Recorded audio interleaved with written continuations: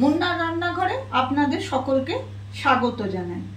আজ আমি পেঁয়াজ পরোটা করে দেখাবো। কিভাবে করছি দেখুন। আমার যেটা লাগবে সেটা ময়দা নিয়েছি, আর পেঁয়াজ কুচি লঙ্কা কুচি করে নিয়েছি, যতটা সম্ভব ছোট করে কাটা যায় আমি কেটে রেখেছি। আর একটু গোলমরিচ গুঁড়ো লাগবে, নুন লাগবে, আর সাদা তেল লাগবে। এবারে আমি কি করে করছি সেটা দেখুন। খুব সহজে এটা হয়ে যায়। আমি ময়দাটা অল্প করে নিয়েছি, আপনারা আপনাদের পরিমাণ মতো নেবেন। আমি ময়দাতে অল্প করে একটু নুন দিলাম আর সাদা তেল দিলাম, এই দু পলা মতো দিলাম, 2 চামচ। এবারে আমি এটা ভালো করে শুকনোতেই মিশিয়ে নেব। অল্প অল্প জল দিয়ে আমি ময়দাটা মেখে নিচ্ছি।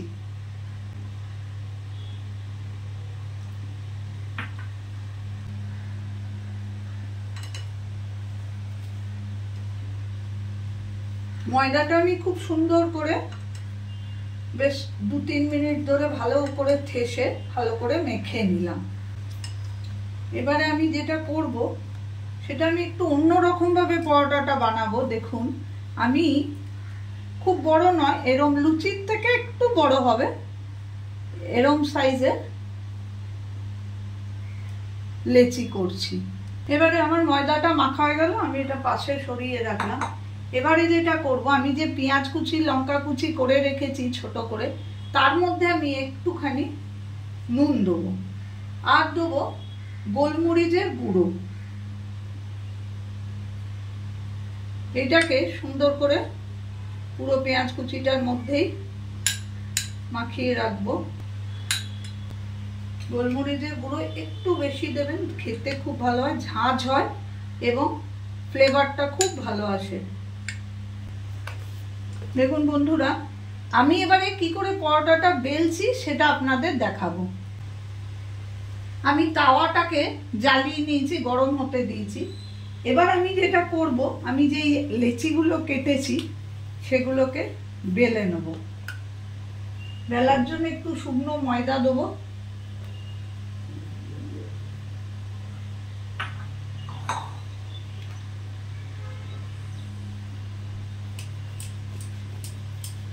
এইভাবে পাতলা করে বেলে নেব।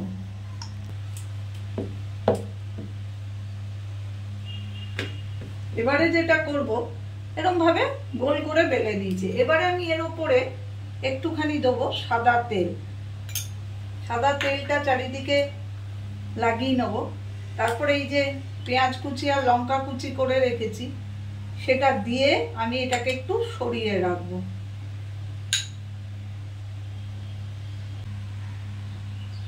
এইভাবে আমি রেখে দিলাম। এবারে যেটা করছি সেটাই এটার নতুনত্ব পরোটাটা।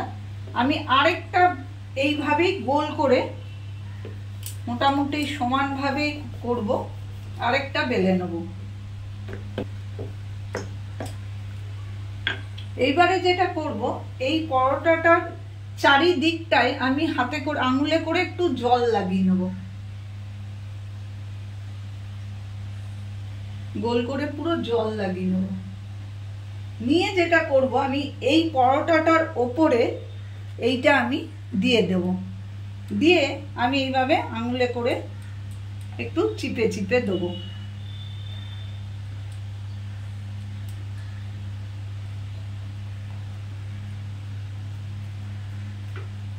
এইবারে কি করব, এটা আমি আস্তে করে তুলে নিয়ে, আমি ফ্রাই প্যানটা গরম হতে আগেই দিয়েছিলাম, আমার ফ্রাই প্যানটা খুব সুন্দর গরম হয়ে গেছে। আমি এখানে এটা সেঁকতে দেবো। খুব ভালো করে সেঁকতে হবে, আর একটু সাবধানে উল্টাতেও হবে, একটু ভারী হয়ে যায়, কিন্তু এইভাবে করে পরোটা খেয়ে দেখবেন ভীষণ ভালো খেতে হয়। পেঁয়াজের একদম ফ্লেভারটাও পাওয়া যায় আর খুব সুন্দর খেতে হয়। আমি উল্টে পাল্টে, আমি এখন গ্যাস ওভেনটা বাড়িয়েই রেখেছি, নিয়ে ভালো করে সেঁকে নেব। ওভেনটার আঁচটা কমিয়ে দিলাম, দিয়ে আমি তেল দেবো। খুব বেশি তেল দেওয়ার দরকার হয় না যদি ভালো করে সেঁকা থাকে।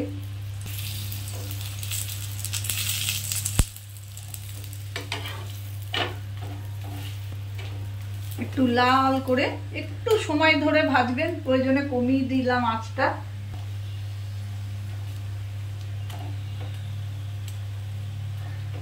নতুন নতুন রেসিপি দেখতে হলে প্লিজ আমার চ্যানেলটাকে সাবস্ক্রাইব করে রাখবেন।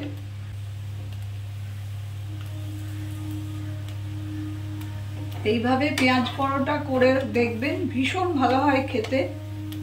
খুব একটা তরকারিরও প্রয়োজন হয় না, আচার কিংবা দই এই দিয়ে সার্ভ করবেন, খুব ভালো লাগে। রায়তা দিয়েও খেতে ভালো লাগে। দেখুন আমার লাল করে ভাজা হয়ে গেছে। আমার একটা পরোটা রেডি হয়ে গেল।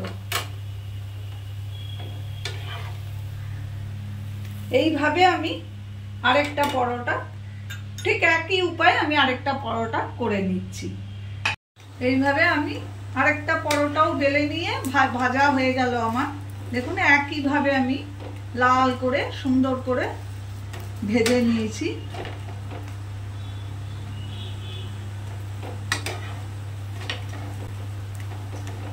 আমি গ্যাস ওভেনটা বন্ধ করলাম। এবারে আমি সার্ভ করে দেবো।